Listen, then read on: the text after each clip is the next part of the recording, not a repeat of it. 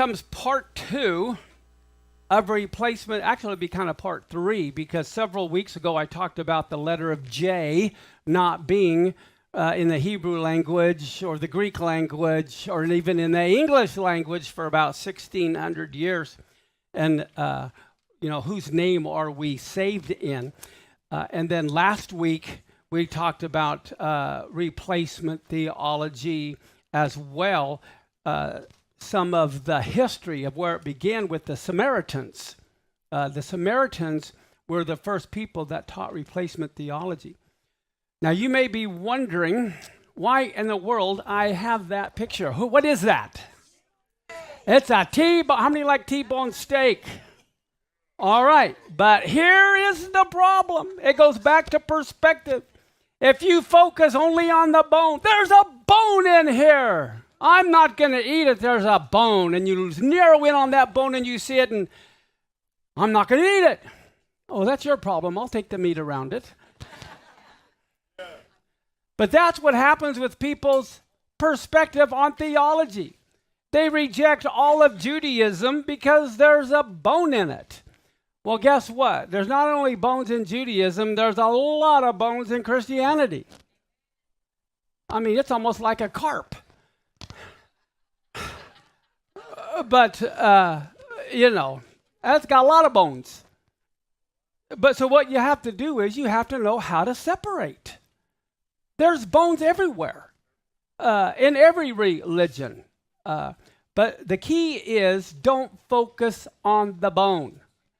Okay, there's bones in Judaism, there's bones in Christianity, but what we want to look at is the meat. Okay, and there's meat in both. Let me just see if I have this in here. Okay, I don't see it in here, so I'm just going to mention it. I may have mentioned it last week.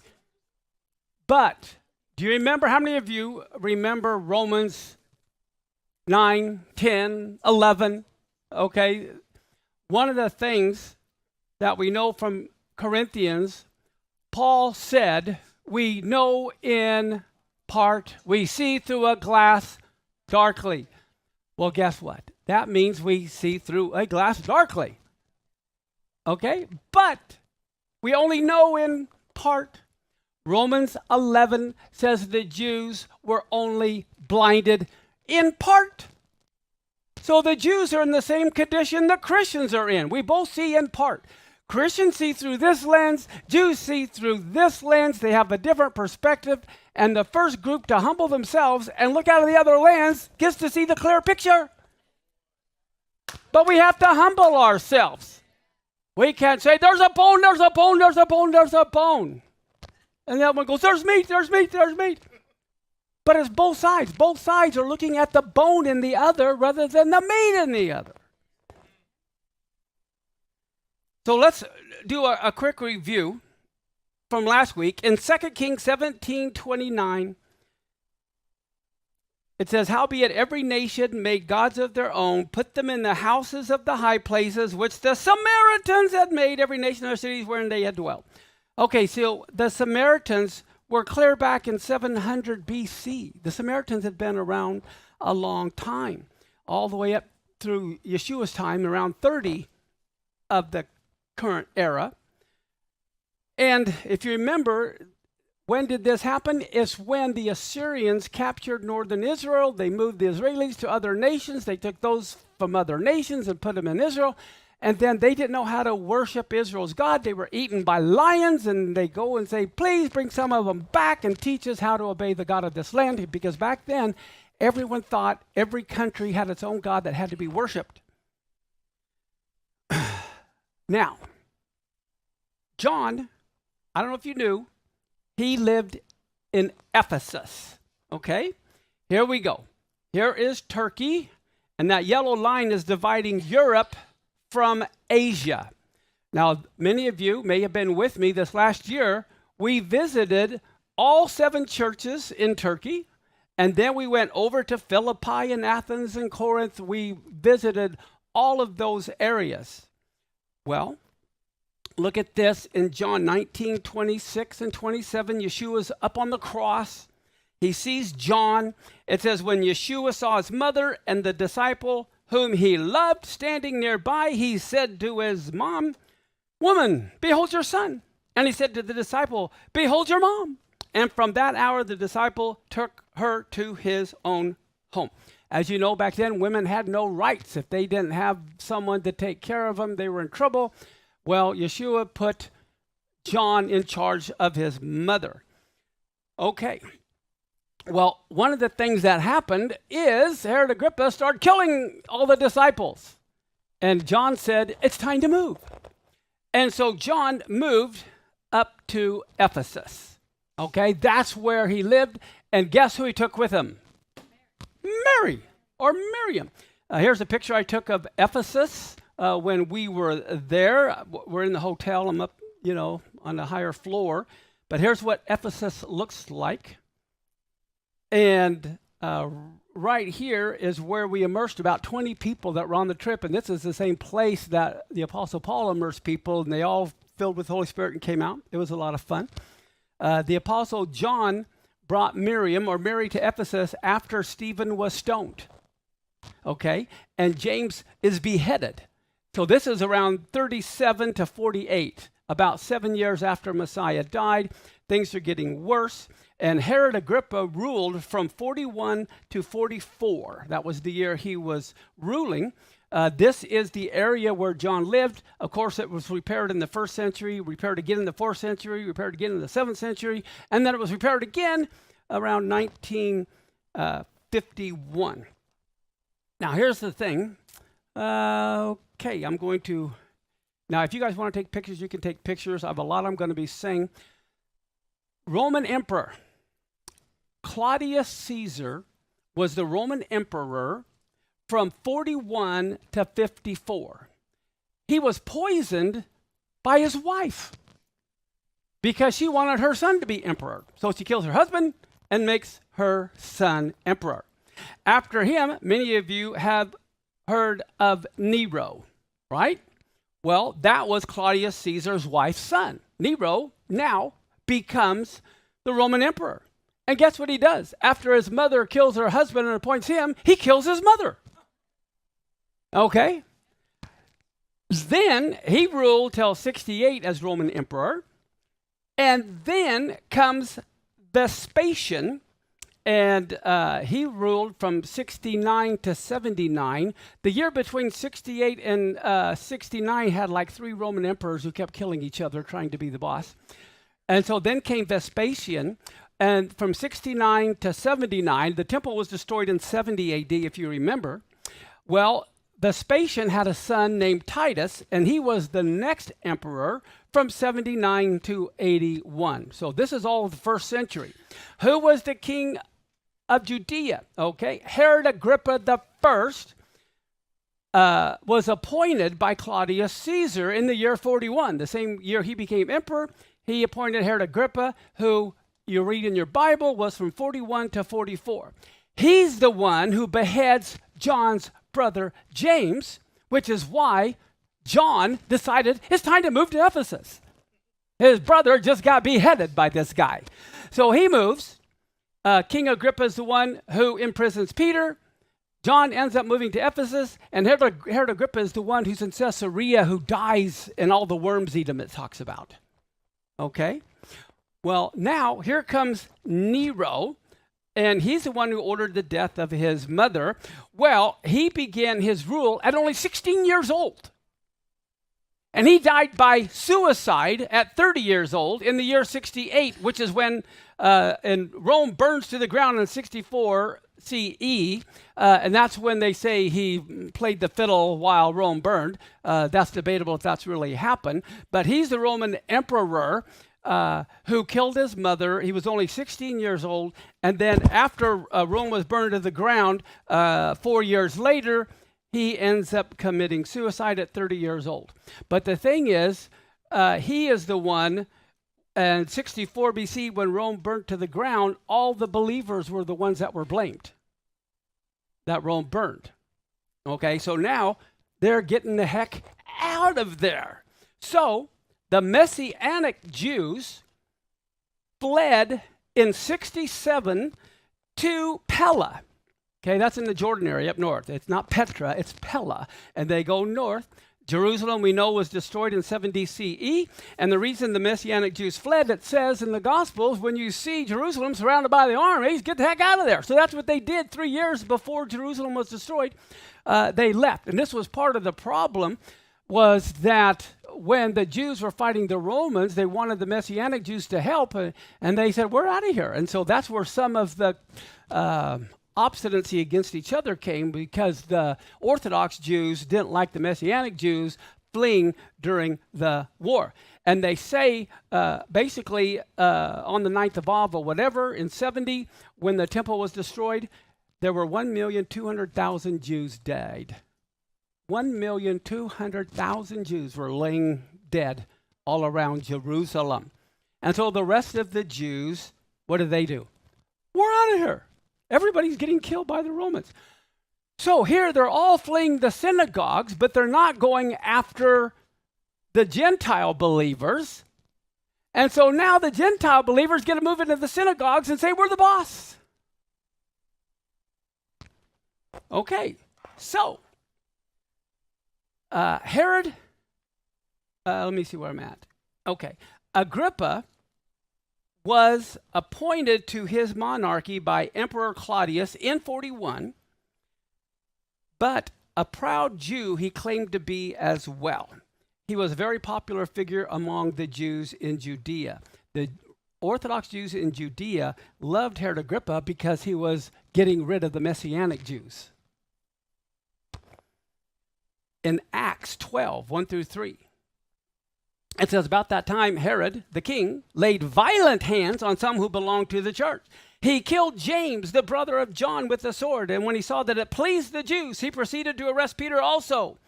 And look, this happened during Passover. That's when this is happening. Well, Herod Agrippa was the grandson of Herod the Great. One of his wives was Miriam, one of the Maccabees. She was a princess from the line of the Maccabees. Well, it was that Agrippa who was even born, they felt, was a miracle in itself. Why? Because Herod the Great murdered his wife, Miriam, and most of her family because he felt that these Maccabees posed a threat to the descendants of Esau, and Herod the Great, is from Edom or Esau. As a matter of fact, Caesar Augustus once made this comment. He said, I would rather be Herod's pig than his son. Because he eats kosher, he won't kill the pig, but he'll kill his own son. Okay, Agrippa managed to survive despite the cruelty of his grandfather, Herod the Great. Now, let me see where I'm at. Okay, let's look at this. In 2 Timothy 4:22, it says, this is the second epistle to Timothy, who was ordained the first bishop of the church of Ephesus, or the Ephesians. Okay, so in Ephesus, we see the first bishop was Timothy. And this is written from Rome when Paul was brought before who? Nero. Okay, so I'm trying to give you a time frame of when all this is going on. The information that we know about John's exile to Patmos, remember John was exiled to Patmos? How long was he there? He was only there like 2 years. And then he got to go back to Ephesus and take care of Mary. All right, I don't know if you knew that, but we're going to go into that. The information we know about John comes from Polycarp. Who has heard of Polycarp? Who has never heard of Polycarp? And who has no idea if they know or not know? I never saw some hands. Okay. Polycarp, this is important. Polycarp knew the Apostle John like I know you, personally. And here's what happened. Let me go here. Okay, you see Titus was 79 to 81, just a few years, and that was Vespasian's son. Well, what happened here in 79 to 81 BC, the non-Jewish believers begin to take over leadership, and they had no knowledge of Torah or the Hebrew language, and Greek philosophy is their moral base. And this is why they're taking over the synagogue, as I quoted last week in 1 John 1:9, when Diotrephes was rejecting every Jew who came to the synagogue. He rejected the apostles, and he rejected any Gentiles who wanted the Jews there. So this is what is happening. This is after the destruction of the temple. Okay, 10 years after. So the year of 4 emperors is when Nero commits suicide, and he's succeeded by Galba, Otho, and Vitellius, who is succeeded by General Vespasian, and Vespasian is named emperor by the Roman Senate. All these guys were like generals killing each other, and then the Senate picks Vespasian. All right? So now, I want to see where I'm at. Here we go. So the Roman emperor, if you remember, was Claudius Caesar, Nero, Vespasian, Titus. Who comes after Titus? Domitian. And Domitian was Vespasian's other son, who was Titus's brother. All right? And he rules in the 1st century from 81 to 96. He's followed by Nerva, who is from 96 to 98, because Nerva murders Domitian, the Roman emperor. And then he had an adopted son named Trajan, and so he went from 98 to 117. So what I'm trying to do is just kind of give you an idea of the Roman emperors, what's going on historically. We just read about the first bishop of Ephesus. Who is the first bishop of Rome? Well, 81 to 96, it was Domitian who exiled John to Patmos in the year 95. At Patmos, he pens the book of Revelations, but that's when he also appoints Polycarp, who's only 26 years old, to be the bishop of Smyrna.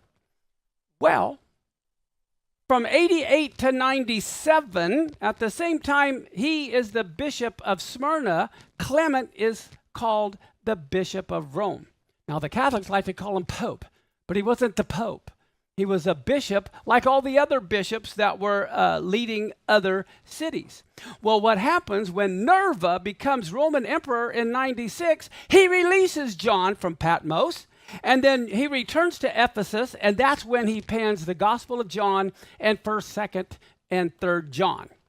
And then what happens? The next bishop of Rome is Evaristus, and he was from 97 to 105. But Polycarp is the bishop of Smyrna for a long time, so he is still bishop. Now, one thing I want to point out here, here's Turkey, and these are the 7 churches we visited last year, and so we just found that Polycarp is the bishop of Smyrna. In a little bit, we're going to see his disciple Polycrate is the next bishop of Ephesus after Timothy. All right? Now, do you see how close Ephesus is to Smyrna? It's a few miles is all it is. Okay, now that you have memorized all of that, Smyrna was only like 35 miles from Ephesus. One of the things about ancient Smyrna, it was very involved in emperor worship.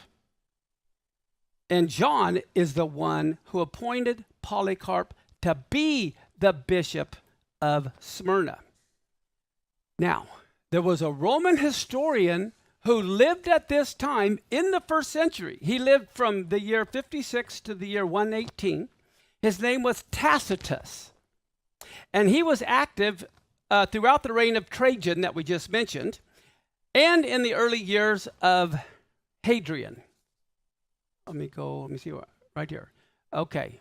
Do you see Trajan down there from 98 to 117? This historian is active during this time. Okay, so now we're back over to here. Okay, let me see. And here's Hadrian. After him, we have the Roman Emperor Hadrian, who was from 117 to 138. He was followed by Antonius Pius from 138 to 161, who was followed by Marcus Aurelius. Everyone heard of him, I'm sure. 161 to 180, and then after him came Commodus, 180 to 192. So I just went through the 1st and 2nd century. Who are the Roman emperors, minus those bunch that came in and all killed each other within a year. All right, so the Bishop of Rome, we're going to come to that in just a minute. But first, what I want to talk about is what I have over here where Polycarp is around. Polycarp was born the year before the temple was destroyed in the year 69. He was martyred on February 23rd of the year 155, and he was 86 years old when he was martyred.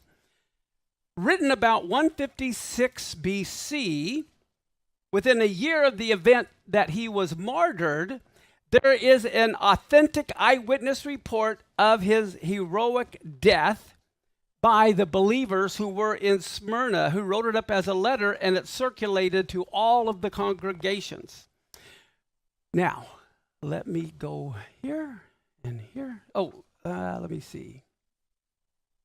There was a controversy between Polycarp, who was the bishop of Smyrna, and Anicetus, who was the bishop of Rome.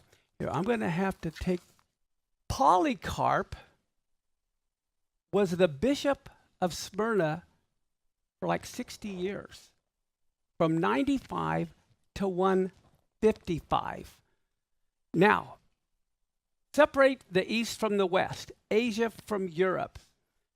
So, when Hadrian was the Roman emperor, it was Telesphorus who was the bishop of Rome. And the Catholic Church lists all these guys if you go to the history of the popes. Okay, now here's what I want to show you here. Polycarp becomes the bishop of Ephesus from 150 to 190. He was born in 150, died in 196. But in 190, he writes a letter. But I want to start with Polycarp. After Telesphorus came Pius from 140 to 155, then Anicetus from 155 to 166. And I want you to notice when Anicetus came in the year 155, Polycarp was still alive, and he is the bishop of Smyrna. Now, Smyrna and Rome, Polycarp, who's a disciple of John, has a clash with Anicetus, who's the bishop of Rome. Okay, the Pope, as far as the Catholic Church is concerned. Well, guess what? Polycarp knows John personally and knew him until John died. There's a close relationship. Okay, so, a controversy came between Polycarp, the bishop of Smyrna, and Anicetus, the bishop of Rome, and it was over the dating of Passover or Easter that occurred around 155. Polycarp defended keeping the Passover against the Roman bishop Anicetus, whose desire was to see the Passover replaced by another festival called Easter. So what I want you to catch, most people think this goes back to the 300s with Constantine. No. It goes back a couple hundred years earlier between Polycarp and Anicetus. Polycarp remained faithful to Nisan 14 for Passover. Adamant, the Apostle John taught him this truth about Passover observance, not Easter. Well, Polycarp became the bishop over Ephesus. And, of course, the bishop of Rome then was Victor, as you see at the very bottom. There's Victor from 189 to 199. So here we have Polycarp and Polycrates arguing against Anicetus and Victor in the 2nd century. Well, it so happens the discussion began to denigrate in anger. Victor excommunicates Polycrates and all those who followed him. So this was more of a heated controversy between Polycarp, the bishop of Ephesus, and Victor, the bishop of Rome. And the discussion began to degenerate. And so he gets communicated. And then guess what? All the parishes of Asia remained faithful to the biblical calendar, heralding that the 14th day of the month at which the Jews were commanded to sacrifice their lamb should be observed as the feast of the Savior's Passover. This comes from Eusebius. Wow. So for ages, everyone on the east said, no, we're to keep Passover. It was everyone on the west, Europe and Rome, that said, no, we're going to do Easter.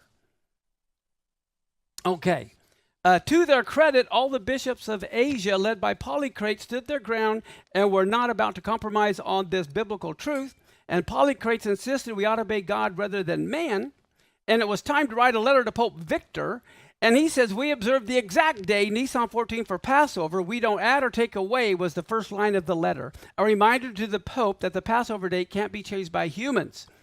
And then he went on and he said, in Asia, there are great lights who have fallen asleep, which will rise again on the day of the Lord's coming, when he shall come with glory from heaven and will seek out all the saints. This letter continued. Unlike some of our preachers today, these men of God knew these saints were not in heaven, but awaiting the resurrected saints. Despite their differences, Bishop Victor excommunicated from the church Polycarp, even all the bishops of the other 7 churches in Asia.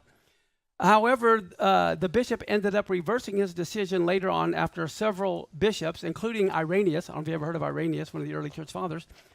They intervened. Okay, so let me make sure I got everything. Yes, Easter or Passover? Are we going to follow the Easter bunny or the Lord? Okay, so here we go. Western Europe. Here's Rome, Europe, and they're battling the east, the 7 assemblies. Here's Jerusalem. These came long before here. All right? Now, how many of you know John, who was around in 90 AD? How come he didn't write a letter addressing the church in Rome? If it's supposed to be the big cheese, how come he only addresses the 7 churches in Asia? He doesn't address the church in Rome because he doesn't recognize Roman authority. As a matter of fact, when we were there, we went to a place that recognized Polycarp there in Smyrna, because he was the bishop of Smyrna. Here is ancient Smyrna. Today it's known as Izmir, and it was the city of the goddess Athenia. Okay, now I want to tell you real quick something about Polycarp. The tensions were already building up throughout the empire as Christians were rejecting the gods and goddesses that everyone else was worshiping. The pagans, get a load of this. Now, did all the pagans worship pagan gods? All the pagans worship pagan gods. They thought the god of every nation was some pagan god. The pagans were calling the believers atheists. Just like the word gay has changed meanings. You know, a lot of woke has changed meanings. Okay? Well, guess what? Atheist was the word put on the believers because they didn't believe in any of the pagan gods. So the believers were the atheists. Now, as Polycarp made clear, now Polycarp is John's disciple who's sticking to the biblical calendar. Polycarp made clear to the Roman government official the real atheists are those who don't worship the one true God. As the story opens, some of Smyrna's believers have already been put to death, and search parties have been looking for Polycarp, the bishop, who had been persuaded to do the prudent thing and run. Okay? Someone just tipped off the pursuers, though, that Polycarp was hiding out at a farmhouse in the country. The mounted police set out on a Friday about supper time, which is Shabbat. And they carried their usual weapons as if they were advancing against some bandit. Late in the evening, they arrived to arrest Polycarp and found out he was just resting upstairs. He could have escaped to another place, but he decided to stay, saying, God's will be done. When Polycarp heard that the police were there, he went downstairs and greeted them. Everyone was amazed at his age, being 86 years old, had the courage and wondered why there would be so much haste about arresting some 86-year-old man. Despite the lateness of the hour, he had a table even set for them to come and eat and drink, as much as they desired. He asked them to give him an hour to pray undisturbed, and they said, sure. So Polycarp stood and prayed out loud. He was so filled with the grace of God that for 2 whole hours he was praying out loud. Those who listened were astounded, and many were sorry that they'd even come to arrest such a nice old man. When Polycarp had finished his prayer, after remembering everyone who had ever crossed his path, both small and great, high and low, the time came for him to leave, and they set him on a donkey and led him out of the city. Save yourself! The chief of police, who happened to be named Herod, and his father, Nicetas, met Polycarp there and took him into their carriage. Sitting beside him, they tried to persuade him to change his mind. What harm is there in saying, Lord Caesar, and offering sacrifice and saving yourself from death? At first, Polycarp didn't answer him, but when they kept at it, he said, I'm not going to do what you advise. Then they gave up trying to persuade him and began to make threats. They forced him out of the carriage so fast that he scraped his shin getting out. Without even turning around, as though he had felt nothing, Polycarp walked on quickly and was taken to the noisy stadium. As he entered, a voice from heaven came to him, be strong, Kazakh, and act like a man. No one saw who spoke, but our friends who were there heard the voice. Polycarp was brought before the proconsul. He also tried to persuade him to deny the faith. Respect your age, he said. Swear by the divine power of Caesar. Change your mind. Say, away with the atheists, referring to the believers. But Polycarp, with a solemn look at the unruly mob in the stadium, pointed at them and looking up to heaven said, away with these atheists. The proconsul urged him harder, take the oath and I'll let you go. Just curse the Messiah. And Polycarp said, 86 years I've served him and he never did me any wrong. How can I blaspheme my king who saved me? When the proconsul kept insisting, swear by the divine power of Caesar, Polycarp answered, listen plainly. I am a believer, and if you wish to learn the believer's message, arrange a meeting and give me a hearing. I'll tell you all about it. And let's see. I have wild animals, the proconsul said. I'll throw you to them unless you change your mind. Polycarp said, well, call him in.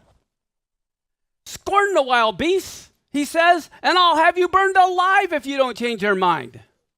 And Polycarp said this, you threaten with fire that burns but a short time and then soon is quenched? You don't know about the fire of the coming judgment and eternal punishment that awaits the wicked, but why are you waiting? Come, do what you will. The proconsul was astonished and sent his herald into the middle of the arena 3 times to announce, Polycarp has declared that he's a believer. At the herald's announcement, the whole crowd roared with wild anger and a loud cry. This is the father of the believers, the destroyer of our gods, who teaches many to stop offering sacrifices to the gods. And shouting out with one voice, they demanded that Polycarp be burned alive. The mob hurried to gather wood and kindling from the shops and bathhouses, and when the pyre was ready, Polycarp took off his outer clothes, unfastened his belt, and even tried to take off his shoes. Immediately, they began to pile the wood around him. They were going to nail him to the stake as well, but Polycarp said, oh, leave me the way I am. He who gives me power to endure the fire will help me to remain in the flames so I won't run out, even without being secured by nails. He then said a prayer, and when he had said amen, the men in charge of the fire lit it, and a great flame blazed up, and we who were given the privilege to witness all this saw a great miracle, and we have been kept alive so that we might report to others what had happened. The fire took the shape of a vaulted room like a ship's sail filled with wind and surrounded the body of Polycarp like a wall. Seeing that his body could not be consumed by the fire, the lawless men finally commanded an executioner to go up and stab Polycarp with a dagger. Polycarp knew John well. Even after his return from Patmos in 95, he had read John's letter of Revelation. Okay? He was the bishop appointed over Smyrna. So listen to Revelation 2, 8 through 11. when it says, so then also to the angel appointed over the congregation of Smyrna, angel is the same Hebrew word for messenger. He's writing this to Polycarp. All of these 7 revelations were to the bishops over each congregation. So here Polycarp is reading, to Polycarp, appointed over the congregation of Smyrna, write this. So when you're reading these, if you want to understand the book of Revelation, you have to know who the bishop was of each one and then what transpired. And listen, it says, he's writing to Polycarp. John dies before Polycarp. And what is Polycarp reading? The first and the last, the one who is dead and has returned to life. So he knows if he dies, he's going to come back to life. And he says, say this, I know your sufferings and your poverty, even if you are really rich, and also the blasphemy of those who claim that they're Jewish, but they're not, and so become a meeting place of Satan. Don't fear what you are about to suffer. See, the devil is about to throw some of you into prison so that you'll be tried. And for 10 days you must endure tribulation, but be faithful even if you have to die for your faithfulness, and I will give to you the crown of life. And Smyrna was known as a crown because of the shape of the city. Let everyone who has ears to hear pay close attention to what the Spirit is saying to the congregation. The one who overcomes will not be hurt in any way by the second death. Well, Smyrna was called the crown city or the crown of Asia because it was surrounded by hills that resembled a crown. And what do we hear from Ephesus in 1 John 1 and 2? That which was from the first, which has come to our ears, which we have seen with our eyes, looking on it and touching it with our hands, the word of life. And the life was made clear to us. We've seen it, we're witnessing to it, and giving you word of that eternal life, which was with the Father and was seen by us. Wow, we touched him with our hands. And then what happens? In the year 324, the Word became flesh and dwelt among us. Do you see Constantinople? Before it was, you have Constantinople. Well, in 324, it was called Byzantium, and it was renamed the New Rome and declared the new capital of the Roman Empire by Emperor Constantine the Great on May 11th of the year 330. It was renamed at that time to Constantinople and dedicated to Constantine. And this was followed by the decree of Constantine following the Nicene Council in the year 325. Do you see Nicaea there with a little blue dot in the middle? So what happened? Rome, the East, conquered the West, and so now Rome came up with the Nicene Creed, completely changing the history of the church at that time. But anyway, so that's just another step in the whole concept of replacement theology, and now we're going to bring it up to a little more modern day next week. I hope that helps. All right? But you can see it was clear back in the 1st century that they were already arguing over the biblical calendar. So